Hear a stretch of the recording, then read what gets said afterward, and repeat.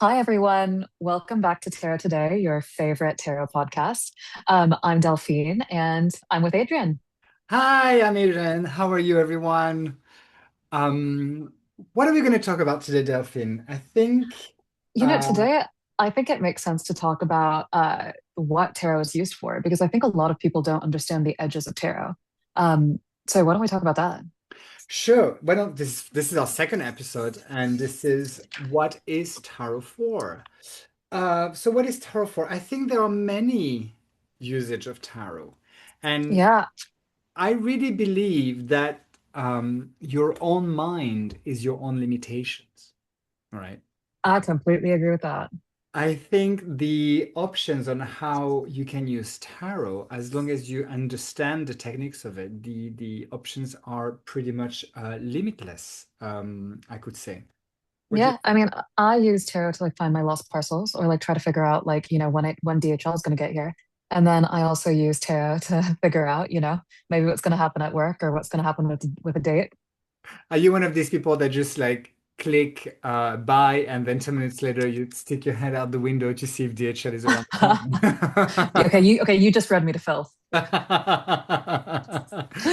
So what you've just described here is pure fortune telling, right? Yeah, yeah, Prediction, where are things, what things are going to happen. yeah. This is kind of what most people believe tarot is for and is about. And I think we've this is how tarot is very much portrayed as well in films, on TV. And so I think this is the only thing people believe tarot is for, right? What sort of things do Yeah. you predict? How do you use fortune telling with tarot? Yeah, I mean, I'll use tarot to predict like whether or not I'm going to get a job, whether or not I'm going to get an interview, whether or not I'm going to get along with a certain person. Sometimes it's like, if I have an assignment come in at work, it's like I'll ask like, okay, how quickly does somebody want this turned around? Like, I mean, I will use it to understand anything and everything. Sometimes like I'm just being absolutely crazy and I'm like, okay, I need to pull a card to understand why I'm being so weird. And so in that respect, it's a great tool for like self-reflection as well. Although maybe I should self-reflect a little bit more and I should ask my tarot about myself maybe more than I do. But what do you use tarot for? I use tarot for many things, and fortune telling is one of them, absolutely, because I think the idea behind fortune telling that most people have is that it's fatalistic, right? Yeah, And yeah, that because tarot, the deck of cards is going to tell you this is what will happen. Therefore, people think that there's no getting out of this, right? And I think um, knowledge gives you real power, right? So understanding what will happen allows you the possibility to maybe do something different about it. And I think this no, is where, yeah, I think this is I, where the fortune telling aspect is often misunderstood because, if I tell you, well, this is what's going to happen, you know, then the question that follows, if we don't like the answer, is how can I change this outcome? yeah, no, Uh, absolutely. Like, I mean, tarot doesn't necessarily predict like a fixed fate, but it's like more about the most probable direction that it's going in right now. Absolutely. I think it reads the current energies, right? The Yes, yes, yes. energies where they're going to take you next, And if you don't like that, then, you might have a chance to change that. I think the example I often give in classes is if somebody comes and sees me and asks me, am I going to pass my driving test, right? And if the test has already been passed and they're waiting for the results, then there's nothing you can do about it, right? But if Yes. you come and see me way before when you're currently studying for it, and the tarot is gonna say, well, actually, the way things are going, you're not gonna pass, Yeah. then we can look into the cards what needs to be done for the test to be positive to pass. Then you can actually take control of this and move things forward. So I think the fortune telling aspect, yes, we can predict the future, but it's not because we predict it that it's set in stone completely. And I think this is where people sometimes have a misunderstanding of what fortune telling means. Yeah, yeah, very true. I completely agree. I also think that tarot just helps us see situations more clearly and objectively. So, sometimes, like, I know that for me, like when I was younger, one of the reasons I really loved turning to my tarot deck was just because I felt like I mean, I was growing up, right? Like I was a teenage girl. I felt like I didn't understand the world around me. So, sometimes like I would just pull cards to try to understand it through the language of tarot because sometimes that felt somehow a little bit more accessible because I was distancing myself a little bit. So, really, it's like I was kind of like using it as this intermediary.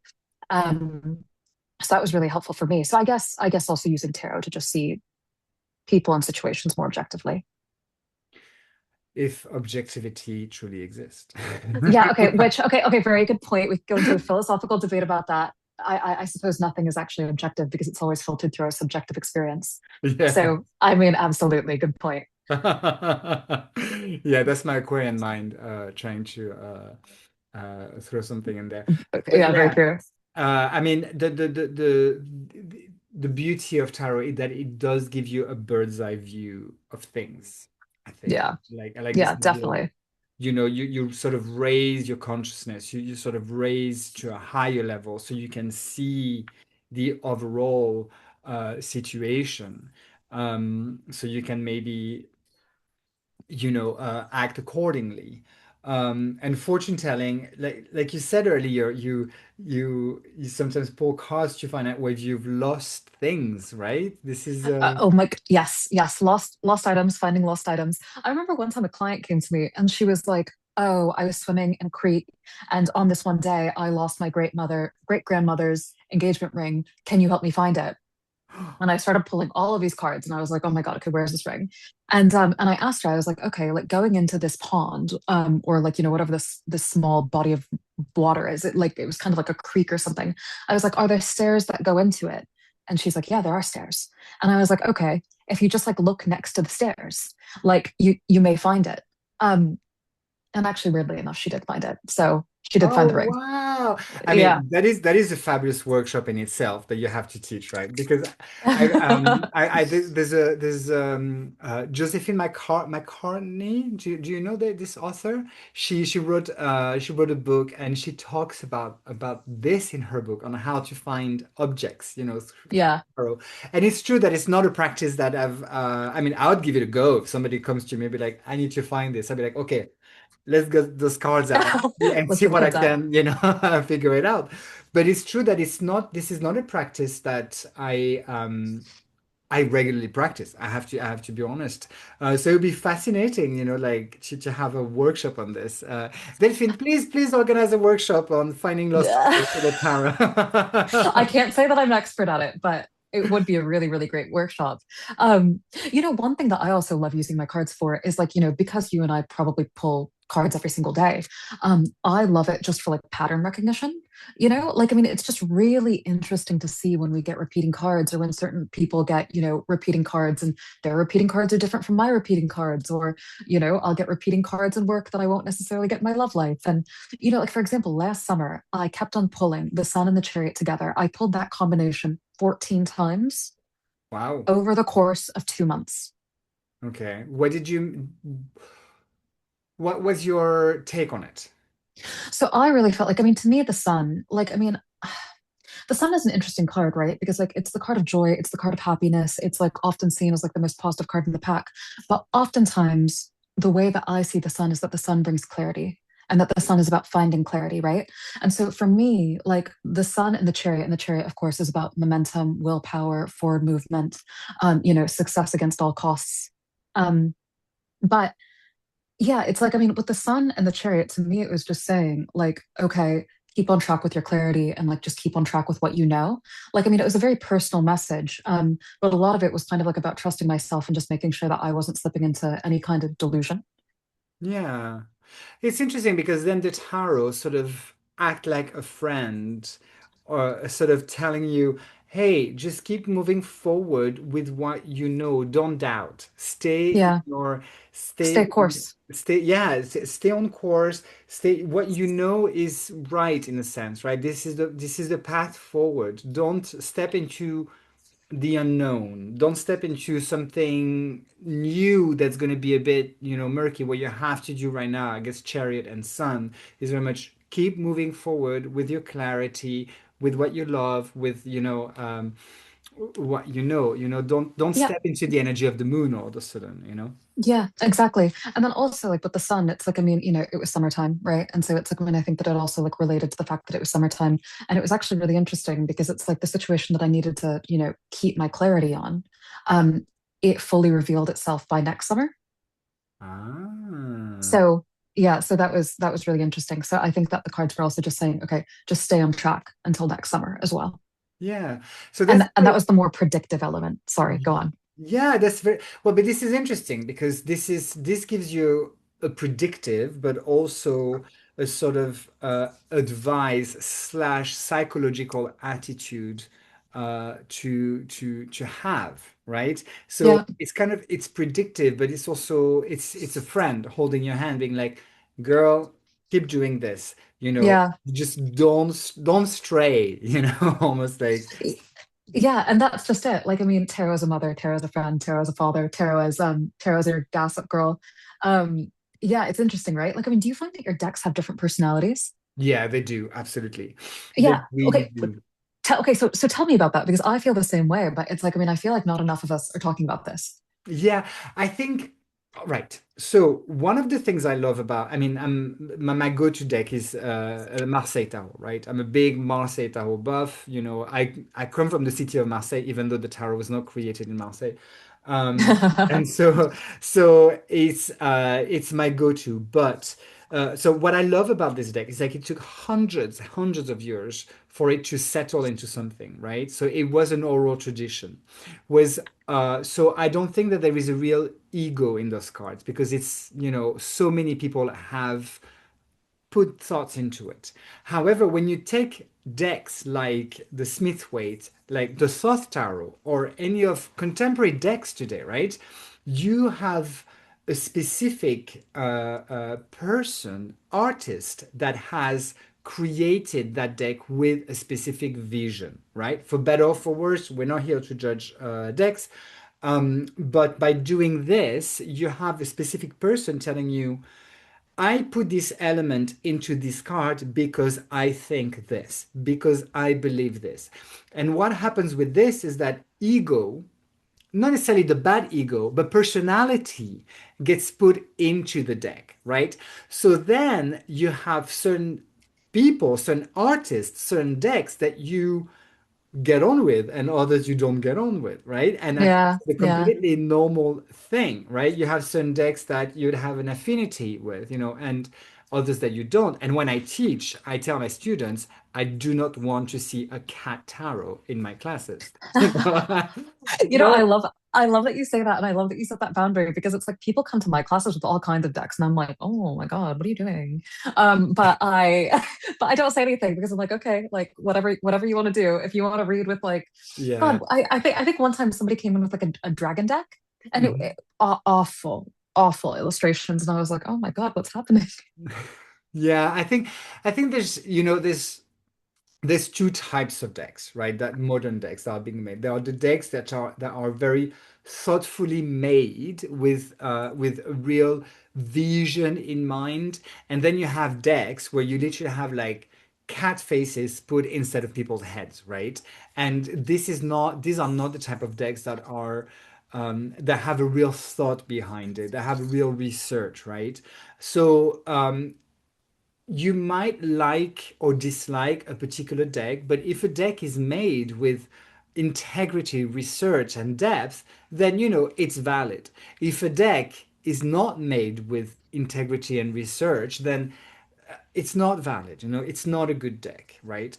But when I teach, of course, if I teach a Marseille class, people have to come with a standard Marseille deck. If I teach a Yeah. Smith-Waite class, people have to come with a standard Smith-Waite deck. Why? Because we study this specific symbolism in these Yeah. particular cards. Then after, once you understand these, you can transfer this to different decks, of course, that you want to use. But the class needs to be the technique, the basics, right? To understand how to fortune tell, because if you don't get the basics, how can you move to something more complicated? So I think, yeah, they all have a personality, and some of them agree with you and some of them don't agree with you. I know that the Thoth deck, for instance, it tells me what I need to think, right? Yeah. And Yeah. there's Yeah. no, there's no, I feel like the movement is very restricted, right? It's a very powerful deck, and it's stunning. I love it. Yeah. Lady Frida Harris. Oh Yeah. I my mean, God. she's incredible, isn't she? And did you get to the Warburg exhibition to I see? did. I uh, did. I went to the Valborg and yeah, it was absolutely stunning. Incredible, incredible to see those paintings, those original paintings. But yeah, the Thoth deck will tell you what it needs to be, right? It's very Opinionated. sorry. Opinionated. Yeah, exactly. It's opinionated. And for some Yeah. people it works and some people it doesn't. Yeah.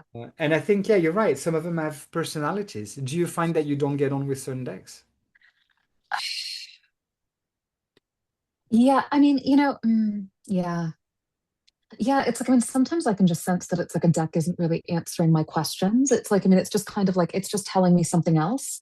Um, and yeah, and I suppose that's where the opinionatedness is coming in, right? It's like, I mean, some decks, yeah, they just have their opinion. It's like, okay, well, it's like you're not doing what I'm asking you to do. You're not collaborating with me in this moment. And so then I'll just need to put that deck down and I'll need to find a different deck and I'll be like, okay. And yeah, you always just kind of get a sense for it. I know that I have this like one deck that I love. It's very cute, and it's a take on traditional Marseille, and it has like these like beautiful ornate mermaids on it. But they're so sassy. They're so sassy. It's like, I mean, it gives me very curt answers. Yeah, that's But nice. do you find that? Do you find that like sometimes it's like you have like a deck that just isn't necessarily answering the question that you're asking, and like how do you determine when a deck maybe isn't collaborating with you? How do you determine? You know what I tend to do is when I buy a new deck, I ask it, what will be our relationship and what will I learn from you? And I pull cards and I can see, and it tells me immediately the sort of deck it's going to be, right? Yeah, deck interview. Yeah, it's a deck interview, exactly. And Yeah. often there are decks that I love to look at, but I can't really use them for divination, right? Mhm. Doesn't they don't really they don't feel like an extension of me because the reality is that a tarot deck is an extension of you, right? Yeah, it's funny because like I always tell people that it's like I feel like my deck is like a Horcrux, right? Like from Harry Potter, Yeah. like or something. Like I mean, like a part of my soul becomes imprinted in this deck. Yeah. And so if you have 150 decks at home, you have 150 Horcruxes, right? Oh my God, Voldemort is rolling over in his grave. Yeah. But yeah, I think you're absolutely right. You put part of yourself in the deck, and one of the ways I also work like this is with pendulum, right? I don't know if you have Mm, experience with pendulum, but I tend to ask a pendulum sometimes. Oh, here you go. You have a pendulum right there. That's a nice stone. yeah, I love it. And I ask the pendulum to give me a binary answer. Sometimes the question is as simple as, are you ready for me to use you in a consultation with a client? You know, Yeah, and the pendulum will tell me sometimes it's ready, sometimes it's not ready, and I just accept it. I'm like, okay, fine. I'll just keep, working with you until you're ready to be out in the open with clients. But certain decks speak very easily, and some other decks are just a little bit trickier to understand. And of course, if you're going to fortune tell, and if you're going to find a ring next to stairs at the beach, you need to know your deck. you do need to know your deck. And it's interesting as well because a lot of people oftentimes like ask me like, okay, like how does tarot work? It's like, I mean, okay, like, do I need to focus on my question while I'm shuffling the cards? Or, I mean, all of these questions, I'm sure you get them all the time too. Mhm. Um, and the way that I think tarot works is through this idea of energetic transference, right? It's like, I mean, the deck becomes a part of us, and our energy is in this deck, and we attribute meaning to each card. And so, therefore, when we are thinking of our question and really going into, like, sort of that meditative place, we will pick the card that corresponds to the energy of the question we're asking. What's your opinion? I think I completely agree with you on this one. And I think it's a triangle, the way I Mhm. like to see it. The triangle goes between the deck, the reader's mind, and the collective unconscious, right? Yeah. The collective unconscious, the higher consciousness, the ether, whatever you want to call it, God, the point of light, what, Kether, depending who Yeah, yeah, yeah. and what you work with.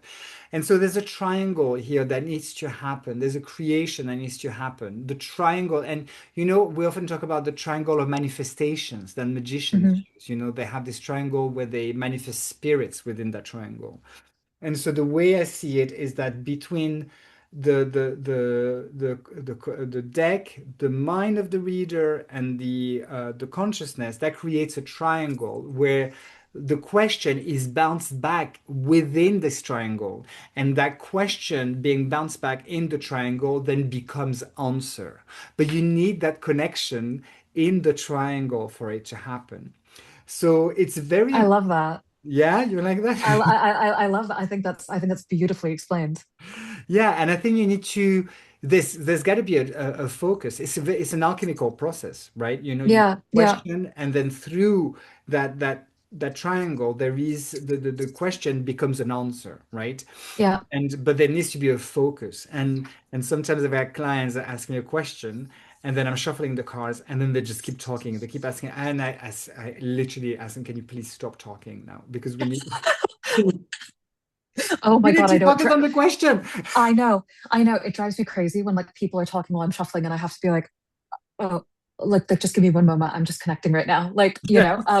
Because it's just, yeah, it's always interesting when you get those clients. Not that there's, I mean, I always remind my clients that it's like, during our sessions, it's like, my time is theirs and, however they want to spend the time. But ultimately, I do get those people that sometimes just chat all the way through a tarot reading. And I'm like, okay, that person just wanted to chat. They didn't actually want a reading. And that's okay. There's nothing wrong with that. But It's yeah, okay, but sometimes tarot does that. Sometimes tarot just holds the space for people as well. absolutely, It's- absolutely. Yeah, because sometimes it's just about being in that sacred space with people, and they need And witnessing. it witnessing, absolutely, and they need to speak, and through speaking, something inside resolves itself, right? And sometimes the work, it's just that, there is the sacredness of tarot is there and holds the space for people, and therefore it's a much easier work for us when that happens, obviously. Yeah, very, very true. Yeah, but there is, there is the need to focus on the question. There is really, because if there is an answer to be found, there is that moment of silence where we focus on that question, and we have that triangle that is going to manifest, that Yeah, that answer. And I believe this is how fortune telling actually is one of the ways I believe fortune telling works. But fortune telling is not just about the future, it's also about I believe it's about the past, because the word divination, to divine, is to know, right? To know something from the divine is connecting to the divine, and to get answers, right? And the yeah, answers can be answers from the past, from the present, and of the future as well. And I think only if you believe that it's not possible, it will not be possible. But if your mind expands, knowing that you can do it, you'll find the cracks on how you get there to get those answers, right? And yeah, I believe this is one of the skills that our reader has to find the cracks, because you know what? Through the cracks comes the light. yeah. I feel like psychics tarot readers, any kind of spiritual practitioner, it's like, I mean, it's kind of like we're hacking the matrix, you know?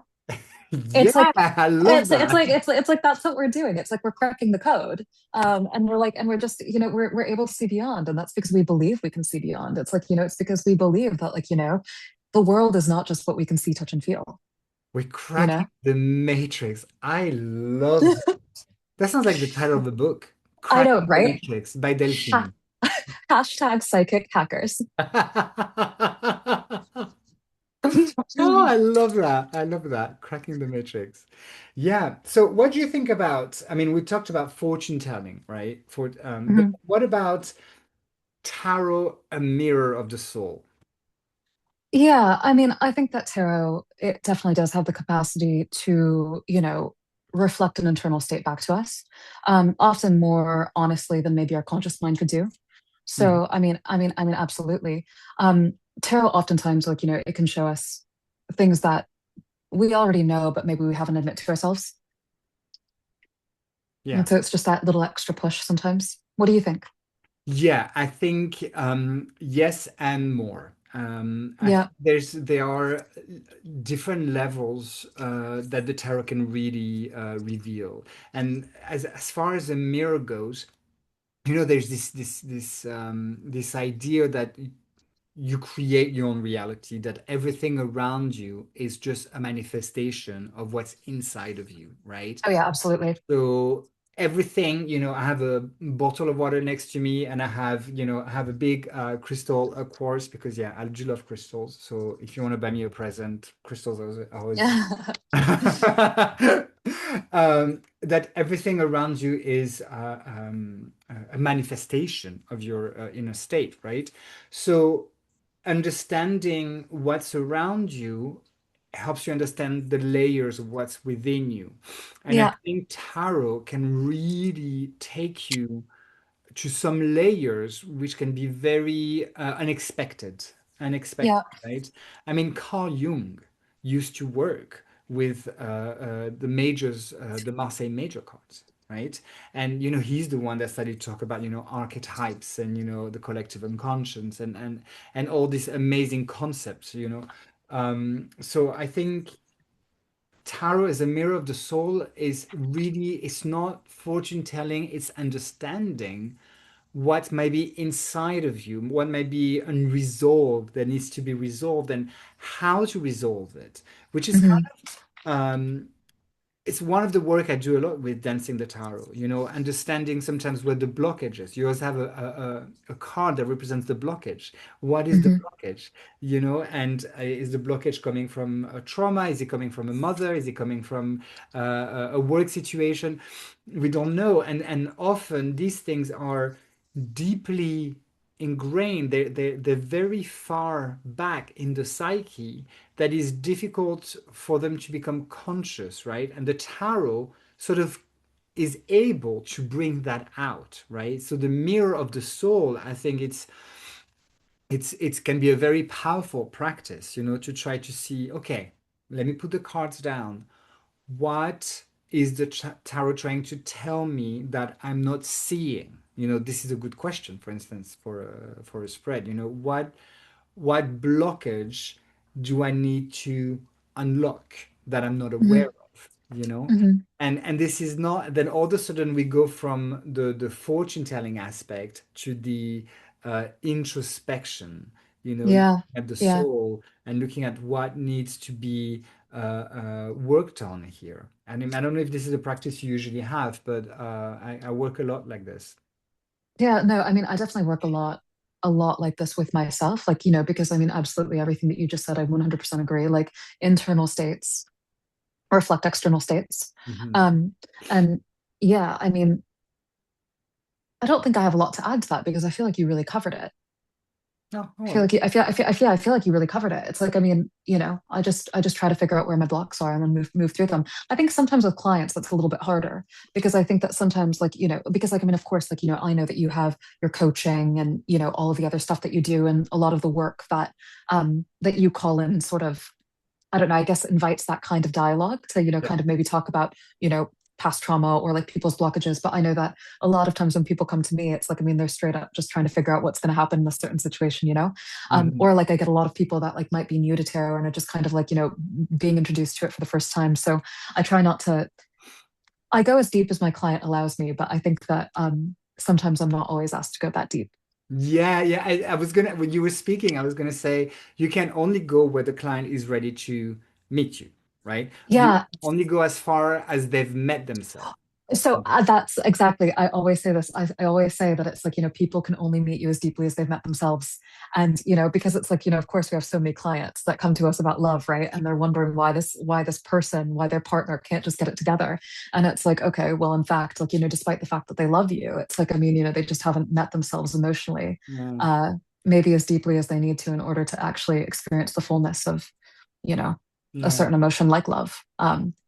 But I think this I mean, correct me if I'm wrong, because when I used to, I mean, I used to read at Treadwells as well until I moved away from the UK and I moved to I live in Austria now.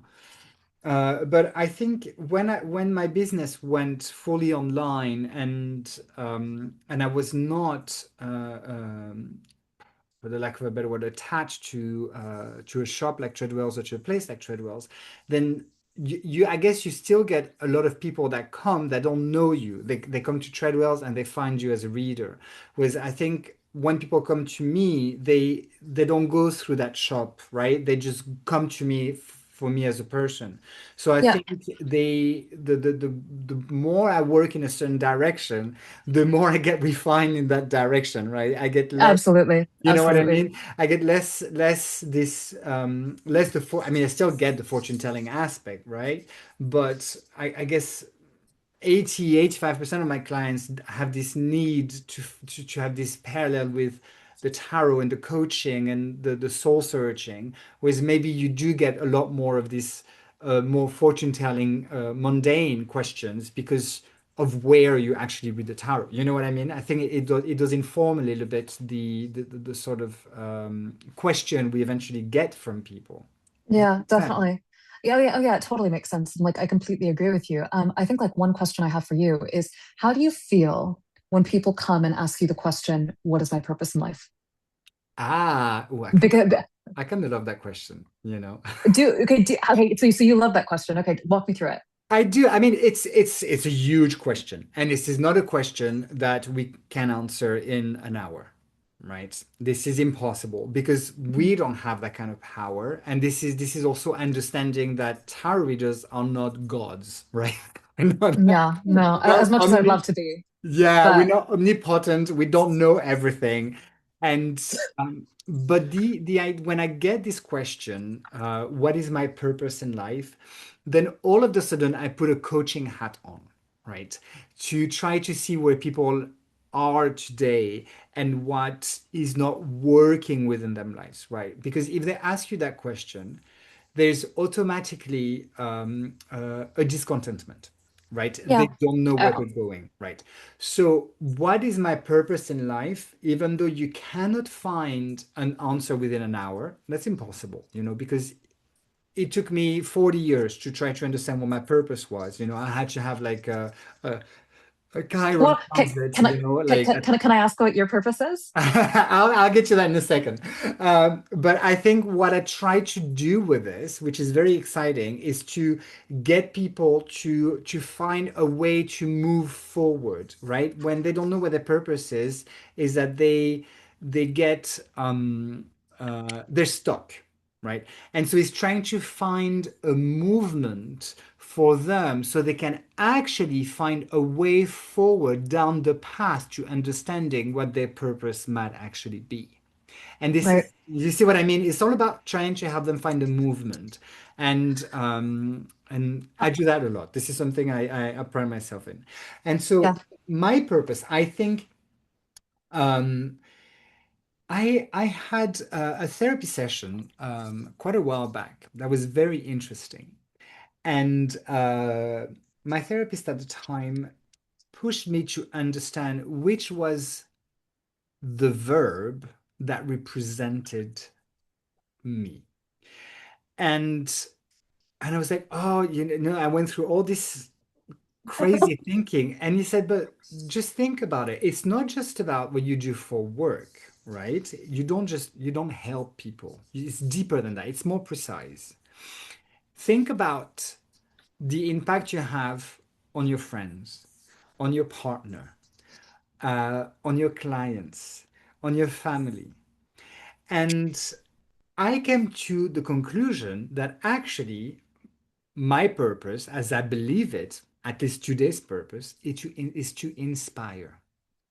I love that. Because when you inspire, people get empowered. They believe they believe they can find solution, they believe that they can move forward. So even if the tower is giving us an answer which we don't like, I always find a way to inspire people to find a way out, right? I love that. And so I inspire through coaching, through tarot, through when I used to, perform. I think, and what's interesting is that my middle name so my first name is Adrien and my middle name is Lucien, which my grandfather was Luciano. And Lucien comes from luce, light, which is also a derivative of Lucifer, the bringer of light. So that's my Mhm. middle name. And when I understood the impact of my second name, even though I come from a Catholic family, right?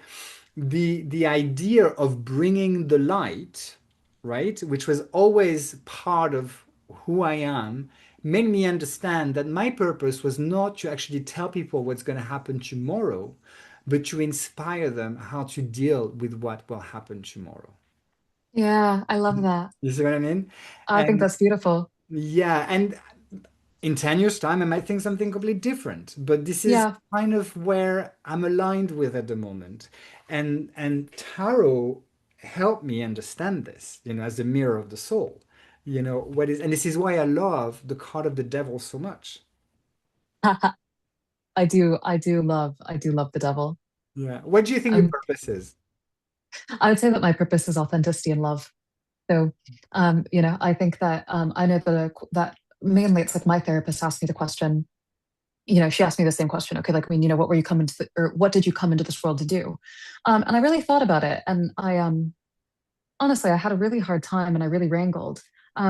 But I mean, yeah, I understand my purpose to be is I suppose to show with authenticity in every single situation because I think that like that's usually what's sorely lacking in people's lives, and that's what keeps them just not on the right track or like going down some sort of path that just isn't really quite right for them. I mean, if you're inauthentic to yourself, then it causes you to not attract the right people, the right opportunities, and then all of a sudden it's like you just look around one day and you find that you're living a lie, right? Hmm. Um, and then and love as well, just because I think that connection is like the most important thing that we have in this world, right? Yeah. um Beautiful, beautiful. So the other thing I want to talk about with what is tarot for is this idea of alchemical process as a tool for transformation, right? What do you think about that? yeah, I mean, I think that you know a lot more about alchemy than I do. And so I just know that like we're moved by the people and the processes around us, right? It's like, I mean, when I think of alchemy, I think of temperance, Hmm. right? Temperance is the card of alchemy. And the way that I always explain temperance is that, because a lot of people see it as such a boring card, but I think it's anything but. It's about being so present in the moment and within yourself that you actually allow yourself to be changed by the environment around you, and therefore in relationship with the environment around you, which kind of just moves you along, right? Um, but what's your thoughts? I think right. I think you're right. The temperance card is it's the obvious card of the alchemical process, right? Yeah, Because we have yeah, two different jars going, and I mean, Aleister Crowley's deck, the Thoth deck, is so beautiful with the art card, right? We have yes, the red yeah. lion and all this, and going the cauldron. And to Um, be fair, I love that he calls it art. I think yes, I, yes. I love that he calls it art. Yeah. Yeah, yeah, yeah. It's a nice, yeah, it's very beautiful. But I think alchemy is coded in the tarot, and you will have tarot decks which will put forward really for the alchemical process. I mean, Robert Place has an alchemical tarot which is stunning, and I really use it. This is a deck. I think yeah, I have it somewhere, but that's for another day. Um, he really brings out the all the alchemical processes throughout the deck. Um, but I also think that if you look at a Marseille deck or a Smith-Waite deck, the alchemical process is very much present in there. I mean, in the Smith-Waite, you start with the Strength card, which is number 8, and you go all the way to Temperance in 14th. And this in itself, from 8 to 14, is an alchemical process, the Yeah. controlling of the animal self, which is the lion, which has to transform into gold. So the lower aspect that we control to transform into gold, then the hermit takes a step back to look at the wheel, which is the wheel of karma, the wheel of fortune.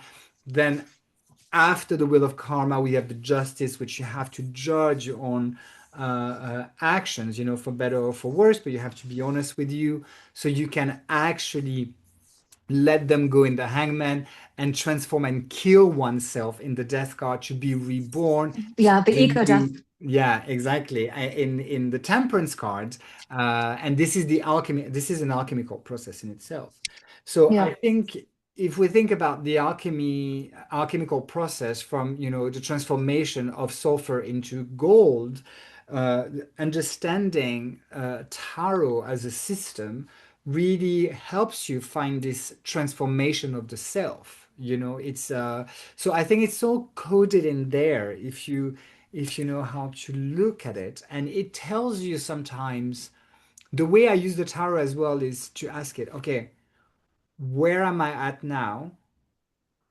What is next for me? What is my next process? What is my next lesson? What am I facing next? Ah, and she just pulled the Hierophant. So tell us about the Hierophant. The Hierophant is about it's about order, it's about structure. Like the Hierophant is the teacher, the Hierophant is the Pope. It's about, morals, values, belief systems, ethics. The Hierophant is oftentimes like a very nebulous card for many people to understand because it's also kind of like the card of society and culture. But what does that really mean? It's like, for us in like the UK or in Europe, because you're in Austria, the Hierophant to us will be very different to, what the Hierophant represents in like mainland China. But ultimately, at the end of the day, the Hierophant is just about the teachings that we believe in, the teachings that are instilled in us, and sort of like what we subscribe to and how we show up. Yeah, absolutely. I think this is a card which is a bit difficult for a lot of people because people that come to learn tarot are usually people on the outskirts of society, right? Yeah, yeah. People that are going, And so they have such a bad relationship with convention. And so, and when in reality, what they don't understand is the Hierophant is contextual, right? It's Mhm. about what we're choosing to adopt in this time in this space. So, like, for some of us, it's like, that's learning how to read tarot through an occult bookshop, right? And for others of us, this is the Catholic Church. Yeah, absolutely. I think that Hierophant is one of these cards you really have to spend time and understand the benefit of it because the Hierophant wants good for you. If it's in a light position, right? Of course, Mhm. if it's in a blockage, that could talk about, outdated traditions, for instance. Yeah, or it could even talk about like, maybe potentially like when we all know those people that like just kind of adopt a certain ideology and then just sort of parrot it around without actually really thinking about it or digesting it and just using it as sort of like this mechanism of control, right? Because like, I mean, religion is beautiful and religion was never meant to necessarily quote unquote control the masses, but a lot of people do sort of use it in this very politically coded way. Yeah, you're absolutely right, absolutely. But it's an interesting card. Yeah. What is next then? The Hierophant taking us. I see the Hierophant as a coach, as a public Yeah, speaker. yeah, I see the Hierophant as someone inspiring, someone that teaches, someone that leads, because like ultimately that is who the Hierophant is. Yeah. Oh, beautiful. Well, we've been rambling on for a while now. I know we have, haven't we? I think that we've given people a good idea of, what tarot is for in practice, I think. What do you think? Yeah, I think we did. We've covered the fortune telling aspect, the mirror of the soul, the alchemical and transformational aspect, and yeah, and anyway, people can always reach us. You just Yeah. Google our names, or our websites will be linked with this podcast.